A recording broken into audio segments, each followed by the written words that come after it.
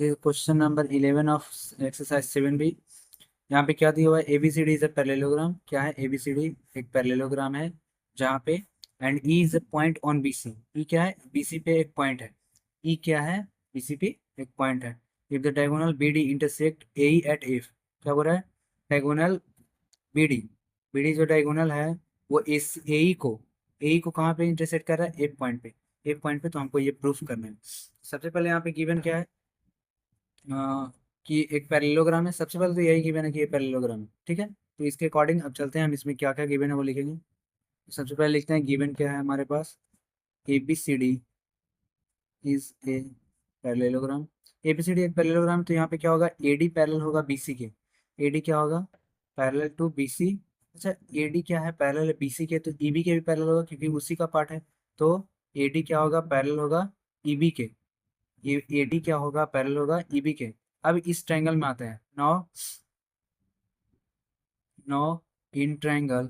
Now in triangle किस किस में चलते हैं? AFD। AFD and triangle. इसी के कॉरस्पॉन्डिंग लिखेंगे। ठीक है। यहाँ लिखते हैं EFB एंड ट्रायंगल EFB, ठीक है। अब इसमें देखेंगे कि क्या है, AD पैरेलल है EB के।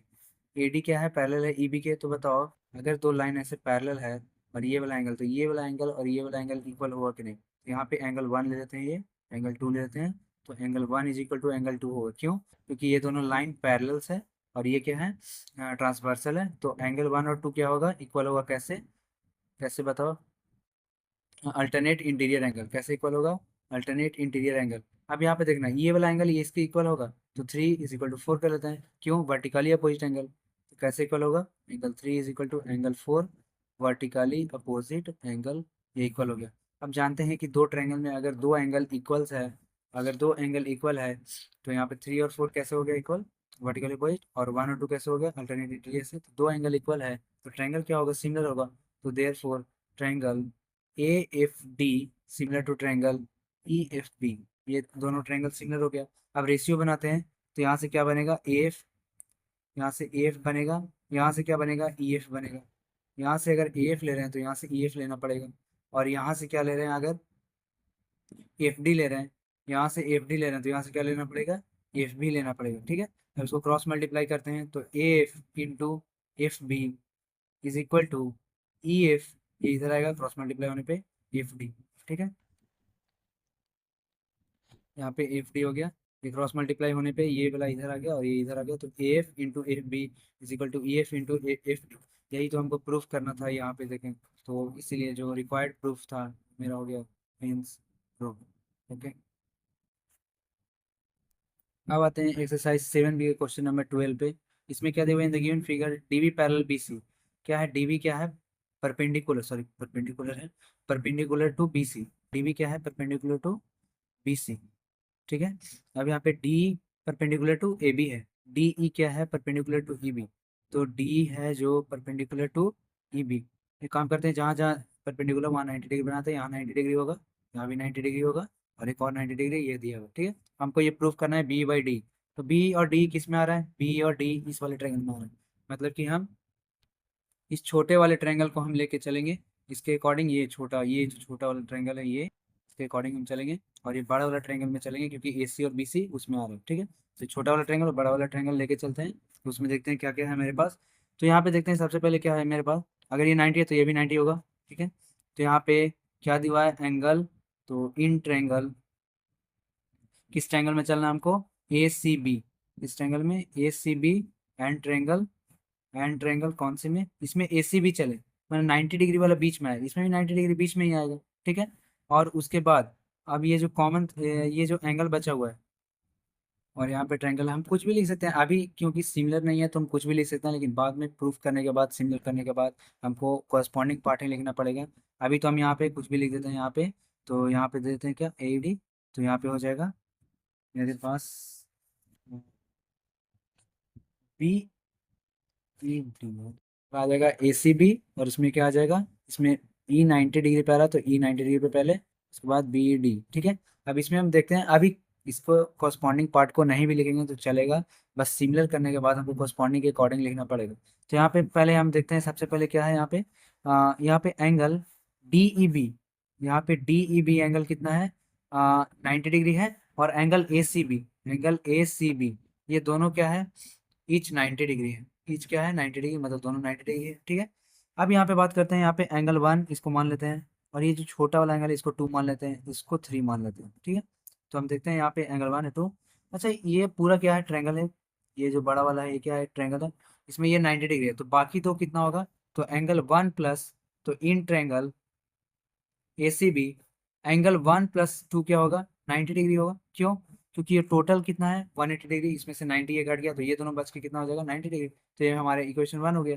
अब इस यहाँ पे आते हैं, तो एंगल 2 प्लस, यहाँ पे देखना ये वाला, तो एंगल 2 ये पूरा कितना 90, तो एंगल 2 + 3 कितना आना चाहिए, तो एंगल 2 + 3 = 90 डिग्री। यहाँ पे दोनों देखना, दोनों इक्वेशन इक्वल है, तो दोनों इक्वेशन इक्वल हो जाएगा। तो एंगल 1 + एंगल 1 + 2 एंगल 2 + एंगल 3। यहाँ से एंगल 2 कट गया, तो एंगल 1 क्या आ गया, एंगल 3। मतलब कि इस ट्राइंगल में एंगल 1 और 3, मतलब ये वाला एंगल और ये वाला एंगल इक्वल है। तो उसी के अकॉर्डिंग अब देखना है इस ट्राइंगल में क्या क्या मिला। एक तो पहले से ये था मेरे पास कि ईच 90 डिग्री था। अब क्या मिल गया, एंगल 1 = एंगल 3। इस एंगल को हम यहाँ पे लिख लेते हैं, एंगल 1 = एंगल 3। यहाँ पे देखते हैं कैसे होगा, BAC, यहाँ पे क्या लिखेंगे, एंगल BAC। तो यहाँ पे क्या लिखेंगे, C मतलब 90 डिग्री वाला लास्ट में है, तो इसमें भी एंगल E तो लास्ट में आएगा, 90 डिग्री लास्ट में आएगा। और जो बीच वाला एंगल वो तो बीच में ही आएगा, और बाकी जो बचा हुआ वो लिख देंगे, ठीक है। तो ये हमारा हो गया दो एंगल इक्वल। और यहाँ से एक एंगल ये इक्वल था, एक एंगल ये था। तो therefore triangle A C B similar to, अब ACB तो लिख दी, अब इसके अकॉर्डिंग कॉरस्पॉन्डिंग लिखते हैं, ठीक है। तो यहाँ पे तो ACB लिख दिए। ACB मतलब कि ये सबसे पहले मेरे पास क्या है, एंगल 1, तो यहाँ पे क्या आएगा, एंगल 3। तो एंगल 3 में क्या था, यहाँ पे एंगल 3 में था मेरे पास B1, तो B लिखते हैं। उसके बाद मेरे पास 90 डिग्री आ रहा है, ACB में 90 डिग्री आ रहा है, तो B के बाद क्या आएगा, E आएगा। और उसके बाद क्या आएगा, D जो बचा हुआ है, ठीक है। तो ट्रायंगल ACB सिमिलर हो गया BED के। अब इसमें कॉरस्पॉन्डिंग पार्ट अगर लिखते हैं, तो यहाँ पे क्या आएगा, AC, यहाँ पे क्या आएगा AC, और अपॉन में B, यहाँ पे AC अपॉन क्या आएगा, B। कैसे, कॉरस्पॉन्डिंग पार्ट AC और B आएगा, इज इक्वल टू, और क्या आना चाहिए यहाँ पे, B और D। तो यहाँ पे आ, अब यहाँ से चलते हैं, तो क्या आएगा, यहाँ से BC लेते हैं, और यहाँ से क्या लेंगे, ED, ठीक है। अब इसको क्रॉस मल्टीप्लाई करेंगे तो क्या आएगा, अगर क्रॉस मल्टीप्लाई करते हैं, एक उसको अरेंज करते हैं, तो AC upon BC is equal to E BE upon D। और यही तो हमको प्रूफ करना था, इसलिए हेंस प्रूफ। तो ये कैसे किए, इसमें पहले ट्रायंगल ये था, ये वाला ट्रायंगल सिमिलर किए कैसे, ये 90 था, और ये वाला इक्वेशन बना के यहाँ पे इक्वेशन बनाए थे हम, और दो इक्वेशन बना के अरेंज किए, तो एंगल 1 = 3 आ गया। और यहाँ से दो दो जब एंगल मिल गया, जब दो एंगल हमको मिल गया इक्वल, दो एंगल जब भी कोई ट्रायंगल में इक्वल होता है, तो ट्रायंगल क्या होता है, सिमिलर होता है।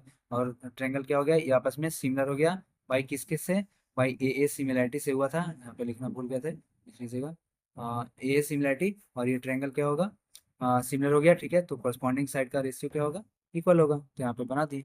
क्वेश्चन नंबर 13 पे, तो इसमें क्या दिया हुआ है, a vertical pole of length 7.5 metre cast a shadow 5 metre long and on the ground, and at the same time a tower cast a shadow 24 metre long, find the height of the tower. तो इस question को सबसे पहले समझते हैं, क्या बोल रहा है, एक वर्टिकल पोल है, तो सबसे पहले फिगर बनाते हैं। एक वर्टिकल पोल है जिसका लेंथ कितना है, 7.5 मीटर, ये वर्टिकल पोल है, ठीक है। पोल तो वर्टिकल ही रहेगा। Cast a shadow 5 metre long, तो कितना मीटर का शैडो बनाता है, 5 मीटर का शैडो बना रहा है, ठीक है। कितना मीटर का शैडो बना रहा है, 5 मीटर का शैडो बना रहा है। ये चीज़ मतलब ये शैडो हो गया, ये तो लेंथ हो गया। अब क्या बोल रहा है, उसी समय पे हम जानते हैं, अच्छा उसी समय पे क्या कर रहा है, एक टावर जो कि हमको लेंथ नहीं पता उसका, find the height of the tower, उसी को हमको फाइंड करना, तो उसको एक्स लेते हैं। और वो कितना 24 मीटर का शैडो बना रहा है सेम टाइम पे, exactly at the same time, मतलब कि जिस टाइम पे ये बना रहा है उस टाइम पे ये बना रहा है, ठीक है। तो ये सिंपल सा क्वेश्चन है, इसमें क्या एक जो मेथड कह सकते कॉन्सेप्ट यूज़ होगा वो ये है कि सेम टाइम पे सेम टाइम पे सन का एंगल ऑफ एलिवेशन सेम होता है, और एंगल ऑफ एलिवेशन कहते हैं कि इसको है जो हॉरिजॉन्टल पॉइंट से और लाइन ऑफ साइट से और हॉरिजॉन्टल पॉइंट को ज्वाइन करते हैं उसके बीच में जो एंगल बनता है उसको क्या बोलते हैं, ये लाइन ऑफ साइट है और ये हॉरिजॉन्टल लाइन है, इसके बीच का एंगल ये क्या हो गया, एंगल ऑफ एलिवेशन। तो यहाँ पे एंगल 1 मान लेते हैं, यहाँ पे एंगल 2 मान लेते हैं, और ये तो 90 डिग्री होगा ही क्योंकि पोल को वर्टिकली अगर रख रहे हैं तो 90 डिग्री होगा। तो यहाँ पे हम इसको ट्रायंगल को मान लेते हैं ए बी सी, और इस ट्रायंगल को मान लेते हैं डी ई एफ। तो यहाँ पे angle in triangle ABC, in triangle ABC and triangle DEF, DEF angle B is equal to क्या है, एंगल ई। ठीक है, angle B is equal to क्या है, एंगल ई। और एंगल 1 इज इक्वल टू क्या होगा, एंगल 2। क्यों?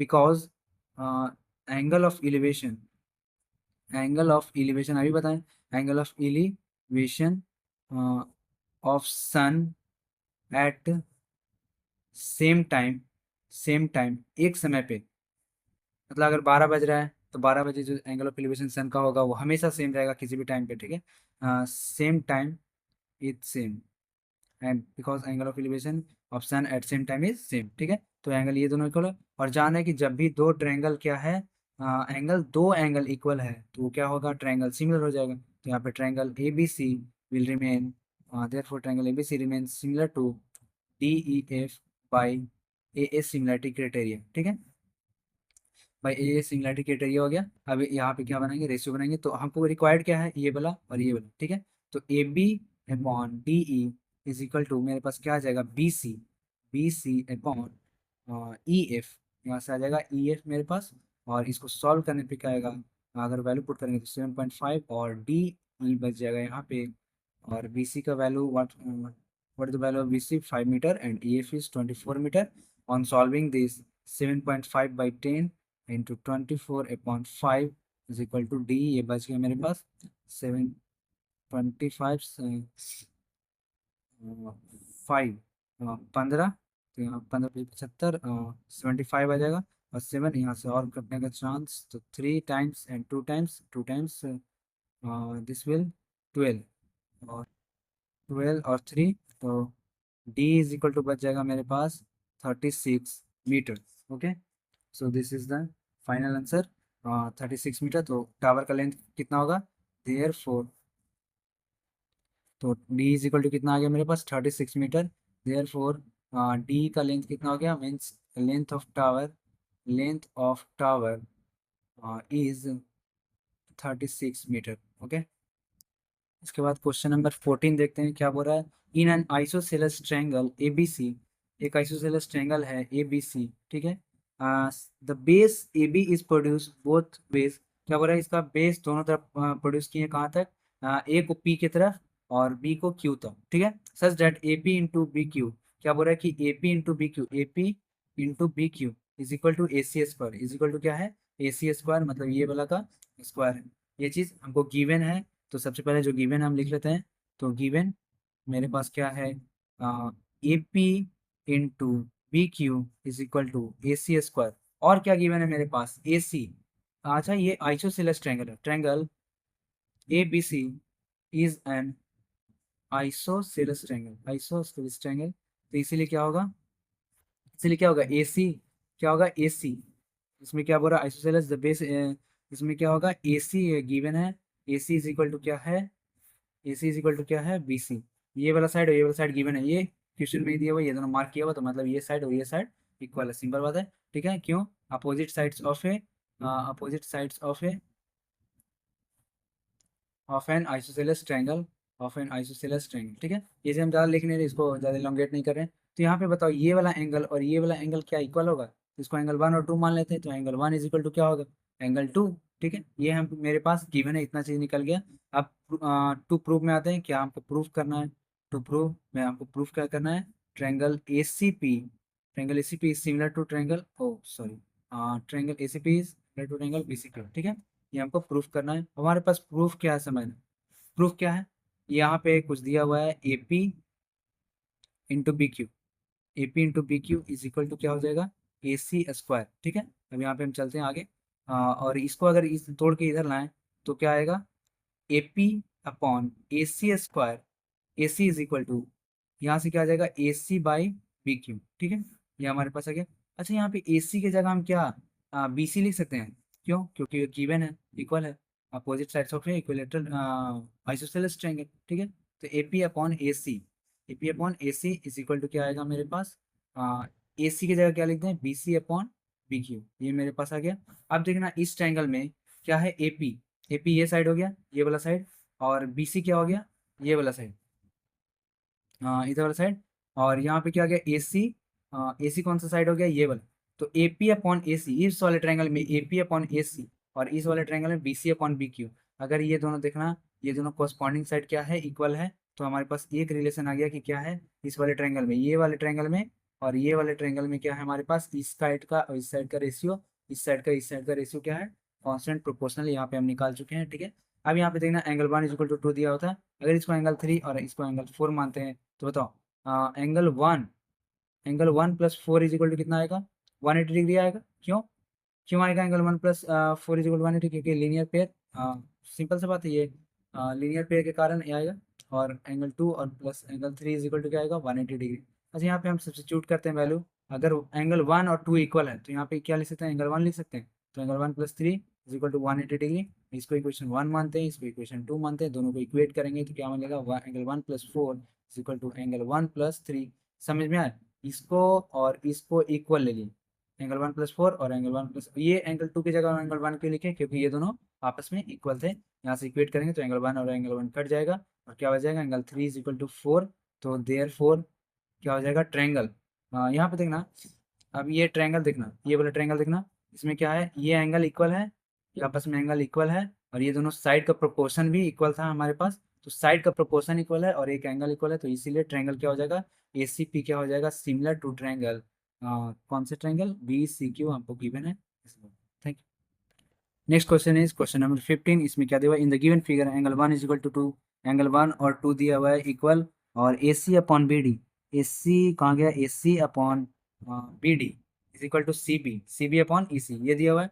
प्रूफ करना है कि ट्रायंगल ए सी बी जो ट्रायंगल है, ये बड़ा वाला ट्रायंगल, ए सी बी देखो, ए सी बी मतलब ये बड़ा वाला ट्रायंगल जो है, क्या प्रूफ करना है, डी सी छोटे वाले ट्रायंगल के इक्वल है, इक्वल सॉरी सिमिलर है, मतलब ये बड़ा वाला ट्रायंगल ये हो गया, और जो छोटा वाला ट्रायंगल ये हो गया, तो ये दोनों को आपस में क्या करना है, सिमिलर उनको प्रूफ करना है। तो सबसे पहले जो दिया हुआ हम लिख लेते हैं यहाँ पे, तो यहाँ पे दिया हुआ है angle 1 is equal to angle 2, ये गिवन है मेरे पास, तो गिवन क्या क्या है मेरे पास, एंगल 1 इज इक्वल टू 2। अच्छा एंगल 1 और एंगल 2 इक्वल दिया हुआ है, इस ट्रायंगल को बाहर निकालो, ये एंगल 1 दिया हुआ है, ये एंगल 2 दिया हुआ है, ये दोनों आपस में इक्वल है, और यहाँ पे ट्रायंगल निकालो D E, sorry D B, और यहाँ पे क्या है, सी है, तो ये वाला ट्रायंगल को हम बाहर निकाल रहे हैं, ये ट्रायंगल को हम बाहर निकालो, ठीक है।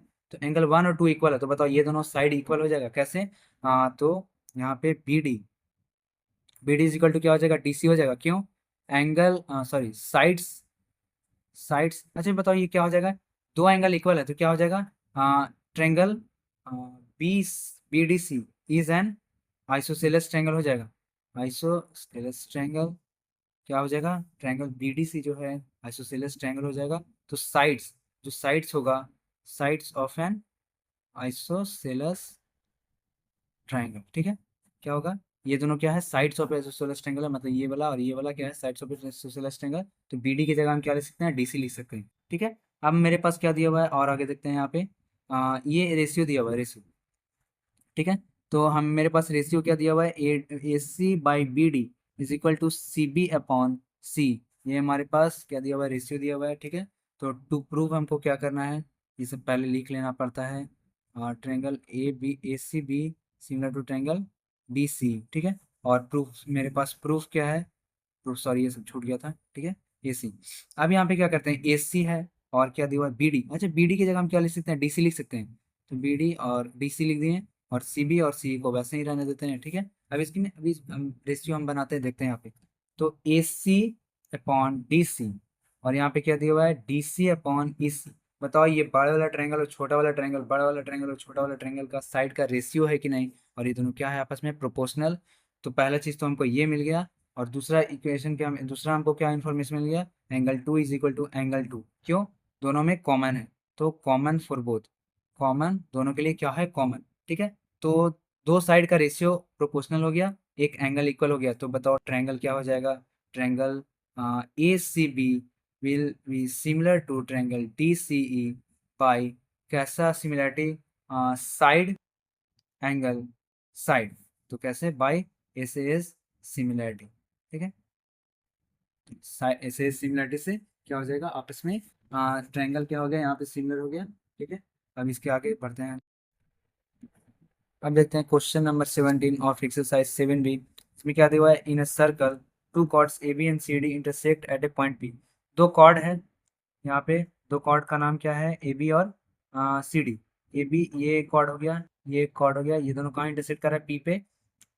Intersect at a point P inside the circle, कहाँ पे इंटरसेक्ट कर रहा है, point P inside the circle, जो कि कहाँ है, सर्कल के अंदर है। अब प्रूफ क्या करना है कि ट्रायंगल ए पी ए सी ये वाला ट्रायंगल किसके इक्वल है, P D C, P D B ये वाला ट्रायंगल, मतलब ये वाला ट्रायंगल और ये वाला ट्रायंगल आपस में क्या है, इक्वल है, सिमिलर है, sorry.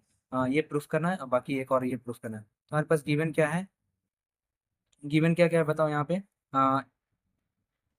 A P and C D और टू कॉर्ड्स, ठीक है, ये मेरे पास गिवन है। अच्छा, हम लोग एक यहाँ पे पिछले पहले सर्कल में एक रूल पढ़ चुके हैं क्या, कि मान लो कि ये सर्कल है और दो सेगमेंट बन रहा है ऐसे, तो और ये दोनों ज्वाइन कर रहे हैं, तो यहाँ वाला एंगल जो होगा, ये वाला एंगल मतलब angle 1 is equal to angle 2 होगा, क्यों, angle at the same segment, क्यों, angle at the same segment, same segment में एंगल क्या होता है, सेम होता है, सेगमेंट देखो, ये सेगमेंट, ठीक है, एक सेगमेंट बन रहा है इधर, तो ये वाला एंगल इसके इक्वल होगा, दो सेगमेंट बन रहा है इधर, मेजर और माइनर, ठीक है, तो ये वाला जो सेगमेंट का एंगल है, ये दोनों आपस में इक्वल होगा, क्यों, एक बार समझने की कोशिश करने की वैसा होता है। अच्छा, ये पढ़े हो कि नहीं, कि ये एंगल, ये वाला एंगल और ये वाला एंगल हाफ होता है, ठीक है, ये एंगल इसके, ये वाला एंगल इसके हाफ होता है, सेम चीज यहाँ पे तक। अब इस ट्रायंगल में हम पहले हम इसको छोटा सा लेके चलते हैं, कैसे जो इसको प्रूफ करने का कोशिश करते हैं थोड़ा सा।